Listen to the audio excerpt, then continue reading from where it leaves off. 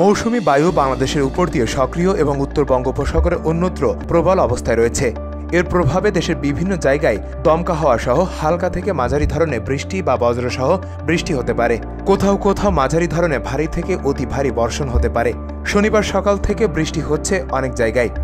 কাল রোববার থেকে বৃষ্টি আরও বাড়তে পারে বলে জানিয়েছে আবহাওয়া অধিদপ্তর। এমন বৃষ্টি ৩ থেকে ৪ জুলাই পর্যন্ত হতে পারে।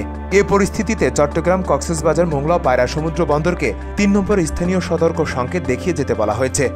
উত্তর বঙ্গোপসাগরে অবস্থানরত সব মাছ ধরার নৌকা, ট্রলারকে পরবর্তী নির্দেশনা না দেওয়া পর্যন্ত নিরাপদ আশ্রয় থাকতে এবং সাবধানে চলাচল করতে বলা হয়েছে। অভ্যন্তরীণ নদী বন্দরগুলোকে ১ নম্বর সতর্ক সংকেত দেখিয়ে যেতে বলা হয়েছে।